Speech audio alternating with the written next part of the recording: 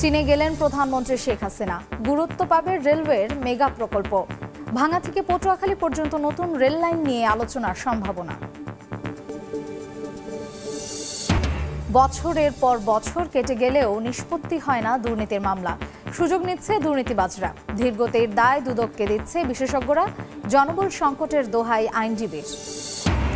এবং পানি কমতে শুরু করলেও দুর্ভোগ কমেনি বানভাসীদের। সিরাজগঞ্জ গাইবান্ধায় পানিবন্দী লাখো মানুষ।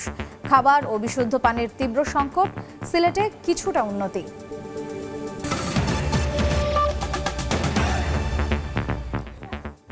সময় সংবাদের সঙ্গে আছি আমি মার্জিয়া শ্রেয়া। প্রসঙ্গ, 4 দিনের সফরে চীনের উদ্দেশ্যে ঢাকা ছেড়েছেন প্রধানমন্ত্রী শেখ হাসিনা। বেলা 11:15টার দিকে প্রধানমন্ত্রী শেখ হাসিনা ও তার সফর সঙ্গীদের নিয়ে হযরত শাহজালাল আন্তর্জাতিক বিমানবন্দর ছেড়ে যায় বাংলাদেশ এয়ারলাইন্সের ফ্লাইটটি। এর আগে বিমানবন্দরে প্রধানমন্ত্রীকে বিদায় জানান সড়ক পরিবহন মন্ত্রী, মন্ত্রিপরিষদ সচিব, 3 বাহিনীর প্রধান সহ অন্যান্যরা। আগামী 10 জুলাই চীনের রাষ্ট্রপতি শি জিনপিং এর সঙ্গে দ্বিপাক্ষিক বৈঠক এবং চীনের প্রধানমন্ত্রী লি কিয়াংয়ের সঙ্গে একটি প্রতিনিধি পর্যায়ের বৈঠক করবেন প্রধানমন্ত্রী শেখ হাসিনা। 4 দিনের এই দ্বিপাক্ষিক সফরে বাংলাদেশ ও চীনের মধ্যে 20 থেকে 22টি সমঝোতা স্মারক স্বাক্ষরিত হওয়ার কথা রয়েছে।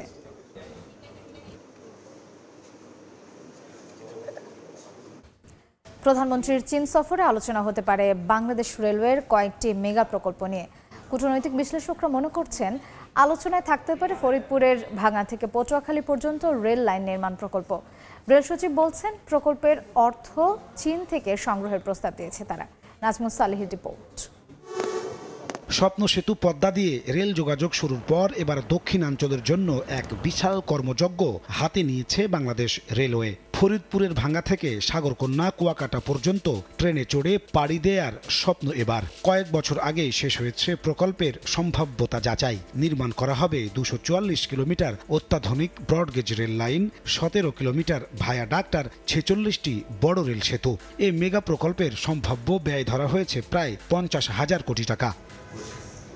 রেল সচিব বলছেন, বিভিন্ন দেশ এ প্রকল্পে বিনিয়োগের আগ্রহ দেখালেও শেষ পর্যন্ত চূড়ান্ত হয়নি আর্থিক সংকুলান। গ্লোবাল ইনভেস্টার্স অনেকে আমাদের কাছে আসছে, আমাদের কাছে তথ্য নিচ্ছে, আগ্রহ দেখাচ্ছে, কিন্তু এরকম কনক্রিট আমরা কোনো প্রপোজাল পাইনি কোনো জায়গা থেকে যে আমরা এটা করতে চাই এই ব্যাপার। তবে এই মেগা প্রকল্প এবার স্থান পেতে পারে প্রধানমন্ত্রীর চীন সফরের আলোচ্য সূচিতে বলে মনে করছেন কূটনৈতিক বিশ্লেষকরা। আর রেল সচিব বলছেন, প্রকল্পটির অর্থ চীন থেকে সংগ্রহের প্রস্তাব দিয়েছেন তারা। বড় প্রজেক্ট যেটা নিয়ে এইবারে আলোচনা হতে পারে সেটা হচ্ছে বাংলাদেশের দক্ষিণাঞ্চলে রেলের বিস্তার। ভাঙ্গা থেকে বরিশাল ভোলা হয়ে কুয়াকাটা পর্যন্ত রেল লাইন নিয়ে যাওয়ার ব্যবস্থা চিন্তা করা হচ্ছে। আমাদের কিছু আমরা প্রস্তাবনা পাঠিয়েছি, ফান্ড হান্টিং বলি আর কি। আমরা কিছু বড় বড় প্রজেক্ট যেগুলো আছে আপকামিং, সেখানে আমরা পাঠিয়েছি, যেমন ভাঙা পায়রা, এরকম এটা একটা অন্যতম। শুধু এই প্রকল্পেই নয়, আরও 4টি মেগা রেল প্রকল্পে সহায়তা নিয়ে আলোচনা হওয়ার সম্ভাবনা আছে এই সফরেই। যোগাযোগ বিশেষজ্ঞরা বলছেন, সঠিক সম্ভাব্যতা নিরূপণ করতে না পারলে লোকসান বাড়বে রেলের। সম্ভাব্যতা যাচাই এটা সঠিকভাবে হতে হবে, কারণ ঋণ নিচ্ছে, এই ঋণ কিন্তু আমাদের সুদে আসলে ফেরত দিতে হবে। সেক্ষেত্রে প্রকল্প বাস্তবায়নের ভিতর দিয়ে যে আমাদের অর্থনৈতিক আর্থসামাজিক যে উন্নয়নের কথা আমরা বলি, বাণিজ্যিক যে রিটার্নের কথা বলি, এটা যদি দ্রুততার সাথে না পাওয়া যায়, তাহলে এই বিনিয়োগের ফলে কিন্তু আমরা একটা চাপে পড়ার এখানে সংখ্যা থেকে যায়। প্রধানমন্ত্রীর চীন সফরে সড়ক অবকাঠামো, স্বাস্থ্য খাত সহ 20টি সমঝোতা স্মারক সই হবে বলে জানিয়েছে বাংলাদেশের পররাষ্ট্র মন্ত্রণালয়। নাজমুস সালেহী, সময় সংবাদ, ঢাকা। দেশের আদালতে বিচারাধীন 7,000-এরও বেশি দুর্নীতির মামলা। বছরের পর বছর কেটে যায়, নিষ্পত্তি হয় না এসব মামলা। বিচারের ধীরগতিতে ফাঁক গলে বেরিয়ে যায় দুর্নীতিবাজরা। আইন বিশেষজ্ঞরা বলছেন, দায় এড়াতে পারে না দুদক। সংস্থাটির আইনজীবী বলছেন, জনবল সংকটই ধীরগতির কারণ। মাইনুল হাসানের রিপোর্ট। কাগজে কলমে আইনের দিক থেকে দুর্নীতির বিরুদ্ধে বিশ্বের অন্যতম ক্ষমতাধর কমিশন দুর্নীতি দমন কমিশন। তবে সেই ক্ষমতার কতখানি কাজে লাগাচ্ছে সংস্থাটি? মাঝে মধ্যেই রাঘব বোয়ালদের বিরুদ্ধে অনুসন্ধান কিংবা মামলায় আলোচনা এলেও সেই মামলার বেশিরভাগই বছরের পর বছর ধরে পড়ে আছে বিচারাধীন কিংবা তদন্ত পর্যায়ে। দুদকের তথ্যমতে দেশের বিভিন্ন আদালতে 7,000-এরও বেশি মামলা বিচারাধীন। এর মধ্যে সর্বোচ্চ আদালতে বিচারাধীন 4,104টি মামলা। ঢাকার আদালতে 894টি এবং ঢাকার বাইরে অন্যান্য জেলায় আদালতে ঝুলছে 2,110টি মামলা। চলতি বছরের জানুয়ারি থেকে এপ্রিল পর্যন্ত বিচারিক আদালতে নিষ্পত্তি হয়েছে মাত্র 20টি মামলা। এতে 56 জনের সাজা ও খালাস পেয়েছেন 32 জন। অন্যদিকে হাইকোর্টে নিষ্পত্তি হচ্ছে 206টি মামলা।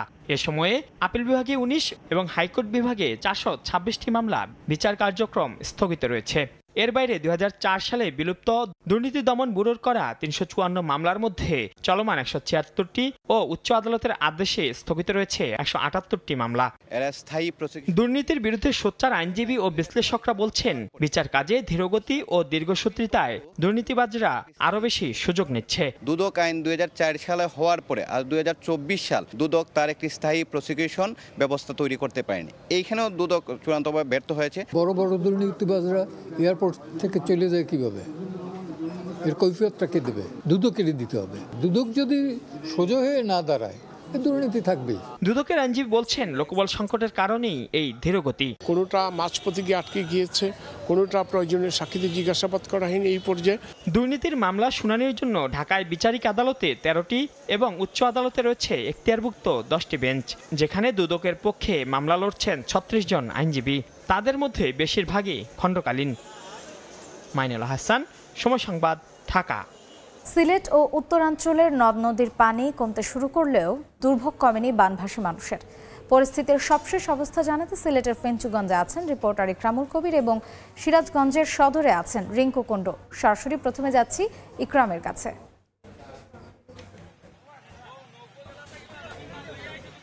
ইকরাম, আমি এই মুহূর্তে আছি ফেঞ্চুগঞ্জ উপজেলার ফেঞ্চুগঞ্জ স্বাস্থ্য কমপ্লেক্স, ফেঞ্চুগঞ্জ উপজেলা পরিষদের যেই সড়ক, সেই সড়কের মধ্যে। এই পুরো সড়কটি প্রায় 1 মাসেরও বেশি সময় ধরে পানিতে নিমজ্জিত আছে। শুধুমাত্র এই সড়ক নয়, এই ফেঞ্চুগঞ্জ বাজার, ফেঞ্চুগঞ্জের বিভিন্ন 5টি ইউনিয়নের প্রায় 80টির উপর গ্রাম পানিতে নিমজ্জিত আছে। এবং শুধুমাত্র এই জায়গা নয়, সিলেটের 136টি গ্রাম, বিভিন্ন ওয়ার্ড মিলে 136টি এলাকা পানিতে নিমজ্জিত আছে। প্রায় 1.5 শতাধিক গ্রাম পানিতে, 1,500-এরও বেশি গ্রাম পানিতে নিমজ্জিত আছে। সবকিছু মিলিয়ে বলা যায় এক বিপর্যস্ত পরিস্থিতির মধ্যে আছে ফেঞ্চুগঞ্জবাসী, সিলেটের বাসী।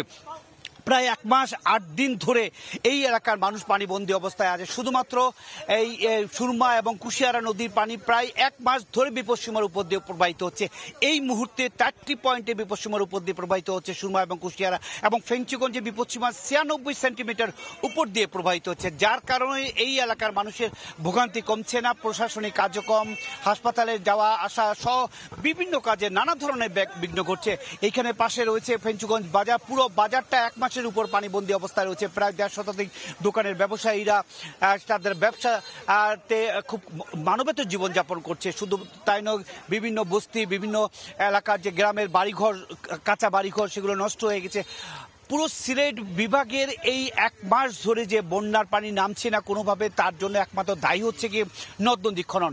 বারবার বলা হচ্ছে যে নদ নদীগুলো খনন কিংবা দখল মুক্ত করার জন্য পদক্ষেপ নেওয়া উচিত। মন্ত্রী, প্রতিমন্ত্রী সহ সবাই চেষ্টা করছেন যে সিলেটের নদ নদীগুলো যাতে করে খনন করা যায়, এবং তারা কথা দিয়েছেন এই বর্ষা মৌসুম চলে গেলে, আজকে হচ্ছে কি আষাঢ়ের 24 তারিখ, কিন্তু বর্ষা মৌসুম জিতে জিতে আরও 1 মাস রয়েছে বর্ষার। সেই অবস্থায় আবার কখন ফিরে আসবে বর্ষা চলে গেলে, এবং কখন খনন করবে, এখন কখন মানুষের ভোগান্তি কমবে, তা এখন পর্যন্ত বলা যাচ্ছে না। মোটামুটি এই ছিল সিলেটের বন্যায় যে মানুষ ভাসছে 1 মাসেরও বেশি সময় ধরে, তার সবশেষ খবর। এবার আমি চলে যাচ্ছি সিরাজগঞ্জে খবর জানার জন্য, সেখানে সর্বশেষ পরিস্থিতি জানাচ্ছেন আমাদের রিঙ্কু কুণ্ডু। পানি কিছুটা কমলেও এখনো বিপদসীমা 60 সেন্টিমিটার উপর দিয়ে থাকার কারণে কিন্তু বন্যা পরিস্থিতি কোনো উন্নতি হয় না। আমরা সকাল থেকে আছি সিরাজগঞ্জের সদর উপজেলার দুর্গম কাওয়াখোলা চরে। আমরা যেটি দেখছি যে এইখানে পুরো চরটি আসলে পানিতে নিমজ্জিত, এবং এইখানকার যারা বসতি রয়েছে তাদের ঘরগুলোতে পানি উঠে যায়, তাদের রান্নাঘর সবকিছু আসলে পানিতে তলিয়ে থাকে। তারা কিন্তু উঁচু স্থান এবং বিভিন্ন আশ্রয় কেন্দ্রে কিন্তু আশ্রয় নিয়েছে বাড়ি ঘর ছেড়ে। সেই সাথে এসব এলাকায় বিশুদ্ধ খাবার পানি, শুকনো খাবার এবং নিষ্কাশনের যে ব্যবস্থা, সেটির কিন্তু আসলে তীব্র আকার ধারণ করে। বিশেষ করে খাবার পানির কিন্তু সংকট তীব্র হয়েছে বলে জানিয়েছেন গ্রামবাসীরা। সেই সাথে এই সিরাজগঞ্জের এই সদর উপজেলার চর ছাড়াও নদী তীরবর্তী 5টি যে উপজেলা রয়েছে, সেই উপজেলার 34টি ইউনিয়নের প্রায় 70,000 মানুষ কিন্তু এখনো পানিবন্দী রয়েছে। সেই সাথে প্রায় 4,500 হেক্টর জমির ফসল কিন্তু আসলে পানিতে তলিয়ে গেছে। সব মিলে বানবাসীদের চরম দুর্ভোগে দিন কাটছে। সেই সাথে এসব এলাকার যারা গবাদি পশু লালন পালন করে, সেই সকল সকল গবাদি পশুর তারা উঁচু স্থানে রাখলেও কিছু কিছু গবাদি পশু কিন্তু তারা পানিতে রেখেছে, যে কারণে এইসব এলাকায় গোখাদ্যের সেই সাথে গবাদি পশুর বিভিন্ন রোগবালাই দেখা দিচ্ছে। তো এক কথায় বলা যায় যে সিরাজগঞ্জের বন্যার পানি কিছুটা কমলেও কিন্তু সার্বিক যে বন্যা পরিস্থিতি সেটি কিন্তু এখনো আমরা সুখবর দিতে পারছি না, কারণ এখনো পানির বিপদসীমার প্রায় 60 সেন্টিমিটার উপর দিয়ে প্রবাহিত হচ্ছে, যে কারণে সিরাজগঞ্জের নদী তীরবর্তী যে 5টি উপজেলা রয়েছে সে সকল বানবাসীদের মানুষের দুর্ভোগে কিন্তু আসলে রয়েছে।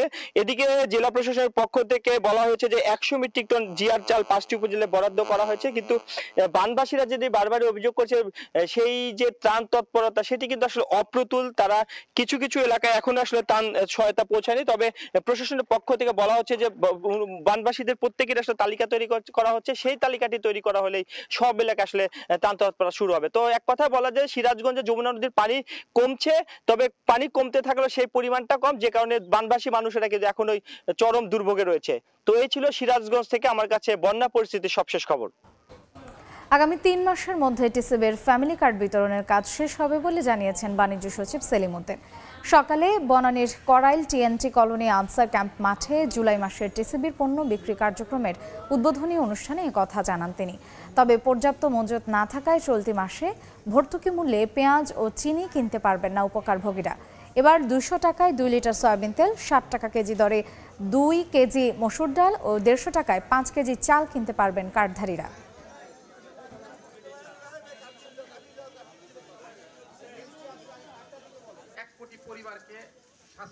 টিসিবির পণ্য বাস্কেটে আমরা আরও কয়েকটি পণ্য যোগ করার চেষ্টা করছি, সেটি আমাদের সংগ্রহের বিভিন্ন প্রক্রিয়া বা ধাপগুলো চলমান আছে।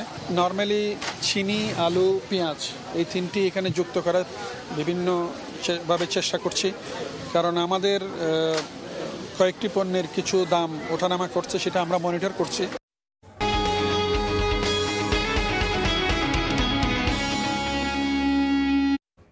বৈদেশিক মুদ্রা সংকট পূরণে যখন ঋণের পরিমাণ বাড়ছে দাতাগোষ্ঠীর কাছে, তখন বন্ডের মাধ্যমে দেশের রেমিটেন্স বৃদ্ধির সুযোগ সীমাবদ্ধ করে রেখেছে অর্থ মন্ত্রণালয়। আগে 8 কোটি টাকা মূল্যের বন্ড কেনার সুযোগ থাকলেও এখন তা কমিয়ে নির্ধারণ করা হয়েছে 1 কোটিতে। এতে অতিরিক্ত ডলার ফেরত নিয়ে যাচ্ছেন অনেকেই, যার প্রভাব পড়ছে রিজার্ভে। কাজল আব্দুল্লাহর রিপোর্ট। এনআইডি কার্ড নাই, তা সেই ক্ষেত্রে ওই বন্ডটা কিনতে পারেন না। রেমিটেন্স দিয়ে বন্ড কেনায় নেই প্রণোদনার সুবিধা। বেশি রেমিটেন্স পাঠিয়েও বন্ডে বিনিয়োগের সুযোগ নেই 1 কোটি টাকার বেশি, যা আগে ছিল সর্বোচ্চ 8 কোটি টাকা। সঞ্চয়পত্র থাকলে বাদ যাবে 1 কোটির হিসেব থেকে। তুলে দেওয়া হয়েছে সিআইপি সম্মাননাও। বৈদেশিক মুদ্রার রিজার্ভ কম থাকায় যেখানে শত শত কোটি ডলারের ঋণে জর্জরিত হচ্ছে দেশ, তখন অবাধ ডলার প্রবাহে প্রবাসীদের সুবিধা বাড়ানোয় আছে যৌক্তিকতা। কিন্তু কেউ রেমিটেন্স দিয়ে বন্ড কিনলে দেওয়া হয়েছে নানা শর্ত। ব্যাংকাররা বলছেন প্রবাসীদের বিনিয়োগের অন্যতম আকর্ষণ ওয়েজ আর্নার ডেভেলপমেন্ট বন্ড, কিন্তু এনআইডি থাকা, সীমা বেঁধে দেয়া, নবায়ন করতে না পারা সহ নানা জটিলতায় বিমুখ হচ্ছেন অনেকে। যারা আগে আনলিমিটেড বন্ড করেছেন, সেই আনলিমিটেড বন্ডের টাকাটা এখন ওনারা এনকেশমেন্ট করে বিদেশে নিয়ে যাচ্ছেন। অর্থনীতিবিদরা মনে করেন দূরদর্শিতার অভাব রয়েছে নীতি নির্ধারকদের। এখানে মুনাফার হারটা বাড়াতে হবে এবং এই জটিলতাগুলো কমাতে হবে, এবং একই সঙ্গে যে বিনিয়োগ করবে সেই বিনিয়োগকারীরা যেন ওই বন্ডে যতটুকু করছেন ততটুকুই যেন থাকে। ডলারের মজুদ বাড়াতে বাংলাদেশ ব্যাংক নানা উদ্যোগের কথা জানিয়ে কেন্দ্রীয় ব্যাংকের মুখপাত্র বলেন, প্রবাসীদের সঞ্চয় বন্ডের নীতি পরিবর্তনের দায় অর্থ মন্ত্রণালয়ের। সরকারি আভ্যন্তরীণ সম্পদ বিভাগ যারা আছেন তারাই এটার পলিসিটা তৈরি করেন। সেই পলিসি অনুযায়ী তারা যে স্কিমটা দেন আমরা সেটাকে কমপ্লাই করি। বর্তমানে ওয়েজ আর্নার ডেভেলপমেন্ট বন্ডে সর্বোচ্চ 12%, ইউএস ডলার ইনভেস্টমেন্ট বন্ড ও ডলার প্রিমিয়াম বন্ডে প্রবাসীরা পাচ্ছেন সর্বোচ্চ 6 ও 7.5% মুনাফা। কাজল আব্দুল্লাহ, সময় সংবাদ, ঢাকা। দেখছেন সময় সংবাদ। দেশের বাইরের খবর। এবার নিজেকে কৃষ্ণাঙ্গ নারী দাবি করলেন মার্কিন প্রেসিডেন্ট জো বাইডেন। ফিলাডেলফিয়ার একটি রেডিও স্টেশনে এক সাক্ষাৎকার চলাকালে মুখ ফসকে এমন মন্তব্য করে বসেন তিনি।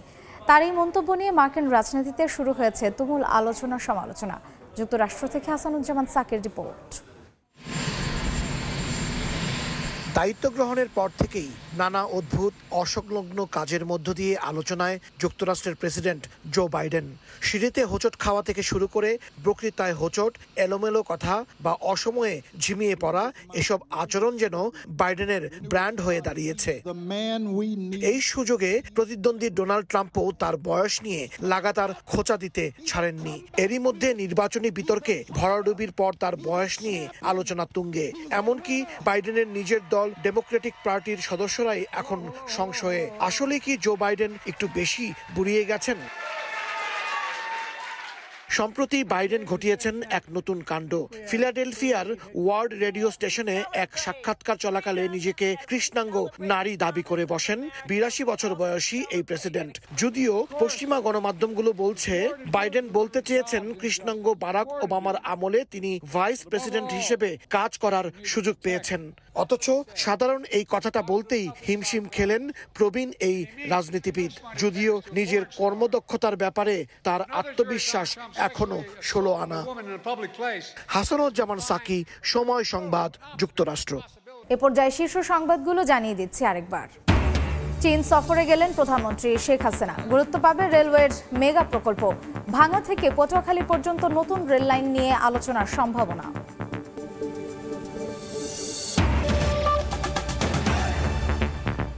এই ছিল সময় সংবাদে। এরপর খেলার সময় আপনাদের সঙ্গে থাকবেন সহকর্মী তোহা খান তামিম।